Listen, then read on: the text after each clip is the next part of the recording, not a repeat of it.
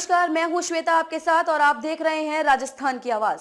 तो चलिए रुक करते हैं आज की प्रमुख खबर पर। आवड़े छे गुजरात ने राजस्थान ની આ બોર્ડર ઉપરનો વિસ્તાર છે। મારી સાથે આવેલા મિત્રો છે તેના સગાવાલા પણ અહીંયા જ છે। આવી આજની આ ચુનાવી સભામાં આપણી વચ્ચે ઉપસ્થિત મારા પોતાના માટે જે આદર્શ, मेरे खुद के लिए जो आदर्श हैं, मैं जिनको एक गांधी के रूप में जिनको देखता हूं और भारत भर में जिनकी तारीफ करता हूं, वो अशोक गहलोत जी हैं।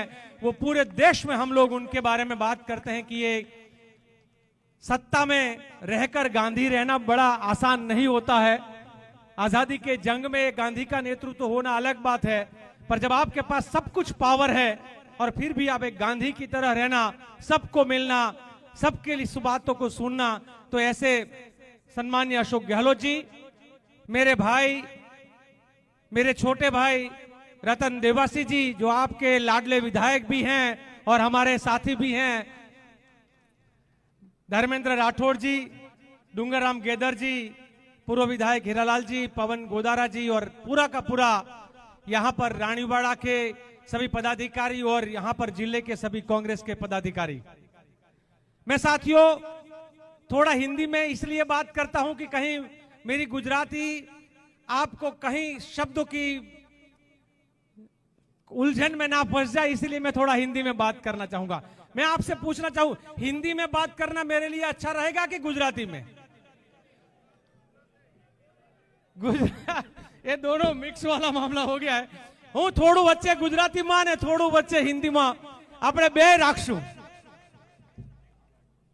अभी हमारे गेदर जी जो बात कर रहे थे, चुनाव किसका है?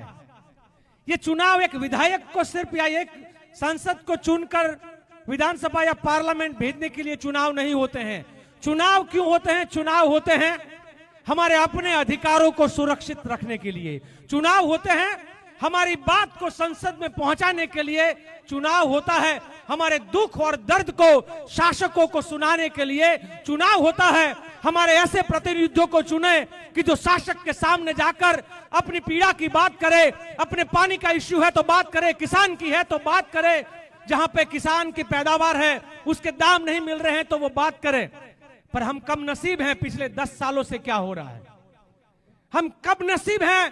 पूरे भारत भर में 10 साल से दिल्ली की गद्दी पर एक राजा बैठा है और हमारे चुने हुए प्रतिनिधि एक कठपुतली की तरह वहां पे पार्लियामेंट में अपना मौजूदगी दस्त कराते हैं, एक सवाल नहीं पूछ पाते हैं। तो हम गूंगे बहरे अपने शासक को सवाल ना पूछ सके ऐसे प्रतिनिधि को भेजना चाहेंगे कि हम एक गांधी के अवतार के समान अशोक गहलोत जी के बेटे को, कि जो अपने हमारे लिए आवाज बनेगा, हमारे दुख दर्द का साथी बनेगा, उनको भेजना चाहेंगे। वो तय करने का आज समय है। वो समय है देश के संविधान को बचाने का। जब गेदर जी बात कर रहे थे तो मेरे मन में क्यों संविधान बचाने की जरूरत है? सब लोग क्यों संविधान की, क्यों लोकतंत्र को बचाने की बात कर रहे हैं? गहलोत साहब, दर्द तो तब होता है जब हमारे देश में किसी आदिवासी पर मध्य प्रदेश में भाजपा का नेता पेशाब करता है और उसका वीडियो मतलब निकालता है और पूरे के पूरे भारत में भेजता है। तो ये इनकी मानसिकता है, वो आदिवासियों को किस नजरिए से देखते हैं। ये एक घटना नहीं है। हाथरस में एक दलित की बेटी पर बलात्कार होता है। उस बलात्कार के बाद હું ગુજરાતીમાં વાત એટલા માટે આપને કહીશ કે તમારે ને મારે વિચારવાનું છે। હાથરસમાં બનેલી ઘટના કાલ અહીંયા રાજસ્થાનના રાણીવાડામાં પણ બની શકે છે। હાથરસમાં બનેલી ઘટના આ ભારતના એક એક ગામડાઓમાં બની શકે છે કે જે સામાન્ય માણસની દીકરીને ઉપાડી જાય, એની ઉપર બળાત્કાર થાય અને બળાત્કાર થયા પછી એનું મૃત્યુ થાય અને મૃત્યુ થયા પછી એની લાશના अंतिम संस्कार नो अधिकार ए दलित माँ बाप ने होवो जोईए। ए अंतिम संस्कार नो अधिकार आपवाना बदले रातना अंधारा में 12 वागे केरोसिन छांटीने आ भाजपनी सरकार वाला ए अग्नि संस्कार करवानी जग्याए केरोसिन थी बाળી नाखे अने माँ बाप ने एना अग्नि संस्कार नो छेल्लो अधिकार पण ना आपे। आ तानाशाहोनी वात आटलेथी अटकती नथी। हूँ गुजराती में આપ સૌ જાણો છો કે મહાભારતની ચર્ચા, કારણ કે ગુજરાતના બે રંગા ને બિલ્લા દેશને અત્યારે ગુજરાતના બે રંગા ને બિલ્લા આખા દેશની પથારી ફેરવે છે. એટલે ગુજરાતી તરીકે હું આ પસ્તાવો કરવા માટે, મારી શરમને તમારી સામે મૂકવા માટે કે ક્યાં ગાંધી ને સરદાર કે જેણે દેશની આઝાદીનો જંગ લડ્યો અને ક્યાં રંગા ને બિલ્લા કે જેણે આખા દેશને બરબાદ કર્યો. અને એટલા માટે આ વાત હું તમને કહેવા માંગુ છું કે અને આખા દેશમાં જઈને હું વાતને મૂકું છું. 5000 વર્ષ પહેલા દ્રૌપદીનું વસ્ત્ર ખેંચાય છે, કારણ કે અમે કૃષ્ણના વંશજો છીએ. એટલે હું એમ કહું છું કે 5000 વર્ષ પહેલા જ્યારે દ્રૌપદીનું વસ્ત્ર ખેંચાય છે ત્યારે ભગવાન શ્રી કૃષ્ણ આખા દેશમાં મહાભારત સર્જે છે અને દુષ્ટોનો વિનાશ કરે છે અને એ ધર્મની સંસ્થાપના કરે છે. 5000 વર્ષ પછી એક નવો બનાવ બને છે મણિપુરમાં. 5000 વર્ષ પછી એક નવો બનાવ બને છે મણિપુરમાં. આદિવાસીઓની 10 દીકરીઓને નિર્વસ્ત્ર કરવામાં આવે છે. એની નિર્વસ્ત્ર કરીને ભરી બજારમાં પરેડ કરવામાં આવે, એની સામૂહિક બળાત્કાર એની ઉપર થાય. અને તેમ છતાં જેમ મહાભારતના કાળમાં દુર્યોધન અને દુશાસનના એક કુકર્મ સામે ધૃતરાષ્ટ્ર અંધ બનીને બેઠો તો, એમ આપણા દેશનો રાજા નરેન્દ્ર મોદી આજે ધૃતરાષ્ટ્ર બનીને બેઠો છે. એક શબ્દ મણિપુરના એ દીકરીઓ માટે નથી બોલ્યો. અને માટે આપણે ચેતવાની જરૂર છે. આવનાર સમયમાં આવક ઓછી વધાર થશે, આવક ક્યારેક કોઈકની ઘટશે, કોઈકની વધશે, પણ તમારું ને મારું સ્વાભિમાન લૂંટાઈ જશે તોય ફરીને પાછું નથી આવવાનું. એટલે લડાઈ સ્વાભિમાનની છે, આ લડાઈ અધિકારની છે, આ લડાઈ એ ભાજપની ભાષા સામેની છે. અહીંયા કોઈ રાજપૂત મિત્રો પણ ઘણા લોકો હશે. ગુજરાતમાં હમણાં પેલો રૂપાળો બોલ્યો, રૂપાલાને અમે દેશી ભાષામાં રૂપાળો કહીએ છીએ. કોઈકનું જ્યારે ટીકા કરવી હોય તો રૂપાળો કહીએ. અમારો રૂપાળો બોલ્યો અને એણે આપણા દેશના અનેક સુરવીર શહીદ રાજપૂતો અને રાજપૂતોને જન્મ આપનાર એ રાજપૂતાણીઓનું એને અપમાન કર્યું. આખું ગુજરાત અત્યારે ત્યાં ઘેર ઘેર, ત્યાં ગામો ગામ બેનર લાગી રહ્યા છે અને ભાજપની પ્રવેશ બંધી કરી દીધી છે. હું આપને વિનંતી કરું છું કે હાથરસની દીકરી હોય કે અહીંયા મધ્યપ્રદેશનો આદિવાસી હોય કે પછી મણિપુરની દીકરીઓ હોય કે અહીંયા રાજપૂતાણીઓના સ્વાભિમાનનો સવાલ હોય, તમે પણ ભાજપ માટે જલ્દીથી પ્રવેશ બંધી શરૂ કરો, નહીં તો ભાજપના લોકો તાનાશાહ બનીને આપણા દેશને વેચવામાં કશું બાકી નહીં રાખે.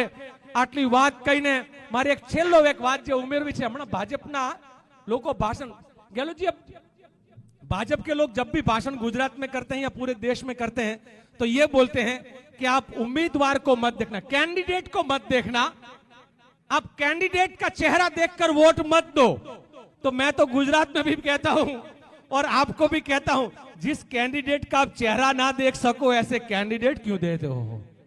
जिसकी समाज में इज्जत ना हो, जिसका चेहरा लेकर आप बाजार में निकल ना सको और कहो कि आप किसी और का चेहरा देखकर, क्या किसी और का चेहरा देखकर आप दिल्ली के दरवाजे पे उस राजा के मकान पे जाकर वहां पर अपनी दुख और दर्द की बात कर सकते हो? वो संभव नहीं है. हम पकड़ सकते हैं तो अपने चुने हुए प्रतिनिधि को कह सकते हैं, पर जब प्रतिनिधि के चेहरे पर हमने वोट ही नहीं दिया हो तो वो भी तो बोलेगा कल जाके कि भाई आपने मेरे चेहरे पर नहीं किसी और के चेहरे पर. इनको ऐसे भी चेहरे और मोहरे का बहुत बड़ा आदत है, तो इनके सामने वो बात करते हैं. और मैं यहां पर एक कहता हूं, एक ऐसा चेहरा गहलोत जी का खुद का पूरा राजस्थान में उनकी जितनी तारीफ करो वो कम है.